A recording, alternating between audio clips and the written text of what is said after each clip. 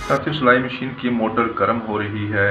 इसके कम्यूटेटर के ऊपर शोला पैदा हो रहा है। इसकी रफ्तार कम हो चुकी है। या बाज़ मरतबा ऐसा भी होता है कि मोटर में से आवाज़ आ रही होती है लेकिन मोटर नहीं चल रही होती। इसके अंदर आवाज़ आ रही है लेकिन मोटर नहीं चल रही, तो इसका मतलब ये है कि इसके बुश जो हैं ये ख़त्म हो चुके हैं और इसके पुश और शाफ्ट के दरमियान में खला आ चुका है, जिसकी वजह से इसका रूटर और स्टेटर जो है आपस में रगड़ खा रहा है। तो यहाँ पर अब हम देखते हैं, चेक करते हैं कि इस मोटर के अंदर कौन सा मसला है। अपने सीरीज़ बोर्ड को अपने सामने कर लेते हैं और सीरीज़ जो लीड है इसको हम इसके सॉकेट में लगा लेते हैं।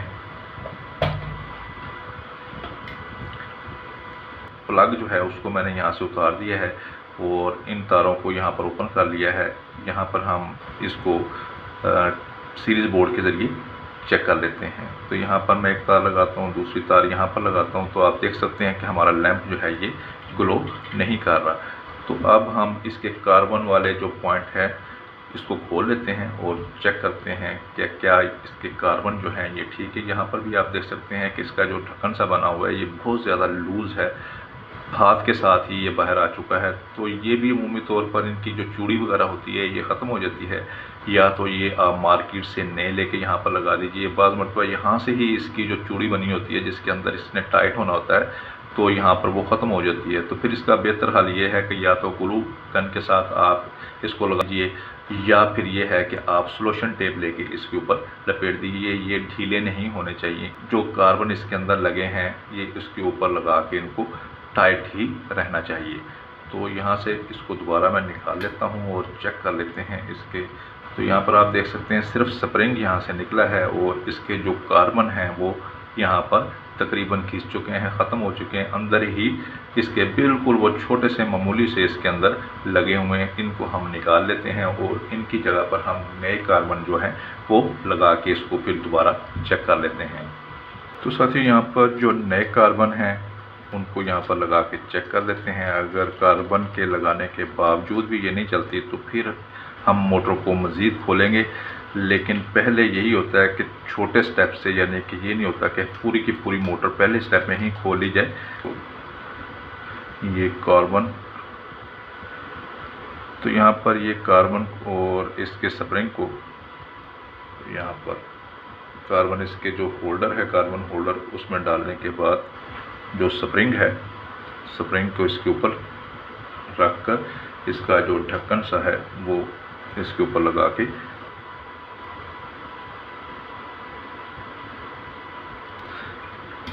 इसको बंद कर लेते हैं। अब क्योंकि ये यहाँ पर बंद नहीं हो रहा, ये बिल्कुल लूज़ हो चुका है। जैसे मैं इसको दबाने की कोशिश करता हूँ ये दोबारा ऊपर की तरफ उठता है। मैंने जैसे पहले आपको बताया कि यहाँ पर आप ग्लू गन के ज़रिए यहाँ पर थोड़ा सा ग्लू के साथ भी इसको पकड़ कर सकते हैं। अगर नहीं तो फिर आप सोल्यूशन टेप का यहाँ पर इस्तेमाल कर सकते हैं। या आप देख सकते हैं कि मैं जैसे इसको छोड़ता हूँ तो ये दोबारा वापस बाहर की तरफ निकल आता है। तो अभी फ़िलहाल क्योंकि दोनों तरफ मैंने कार्बन लगाने हैं तो थोड़ा सा जो ये टेप का टुकड़ा है वो इसके ऊपर चिपका देता हूँ ताकि ये बाहर ना निकल सके। तो यहाँ पर मैंने इसके ऊपर टेप का जो एक टुकड़ा है वो लगा दिया है। अब हमने दूसरी तरफ भी कार्बन जो है वो लगा लेते हैं इसके अंदर। तो ये कार्बन होल्डर के अंदर कार्बन को मैं इसके अंदर डाल देता हूँ। इसको भी स्प्रिंग भी जो है इसके अंदर डाल के इसको भी मैं यहाँ पर बंद कर लेता हूँ। तो यहाँ पर साथियों आप देख सकते हैं कि दोनों तरफ कार्बन डालने के बाद स्प्रिंग भी लगा दिए हैं ऊपर, और इसके ऊपर मैंने सोल्यूशन टेप के छोटे छोटे पीस लगा दिए ताकि इसके जो ढक्कन से हैं ये बाहर दोबारा ना खुल सकें क्योंकि वो लूज़ हो चुके हैं। अब मज़ीद इसके ऊपर हम सोल्यूशन टेप जो है वो लगा देते हैं ताकि ये खुल ना पाए और इसके कार्बन जो हैं ये किसी भी सूरत बाहर ना आ सकें। और यहाँ से इसे काट देते हैं। अगर आपके पास ब्लैक कलर की सोल्यूशन टेप है वो ज़्यादा कदरे बेहतर है, वो इसके साथ मैच कर जाएगी और ज़्यादा महसूस नहीं होगी। तो अब यहाँ पर हमने कार्बन जो है इसके अंदर लगा लिए हैं। आपने इसके रोटर को घुमा के देख लेना है कि ये बहुत ज़्यादा सख्त तो नहीं है। अगर ये भी सख्त है तो फिर इसको हम खोल के ऑयल वगैरह यहाँ पर देंगे ताकि ये बड़ी आसानी के साथ इसको यहाँ पर घूमना चाहिए, इसको सख्त नहीं होना चाहिए। और सीरीज़ बोर्ड जो है उसको भी हम अपने सामने ले आते हैं।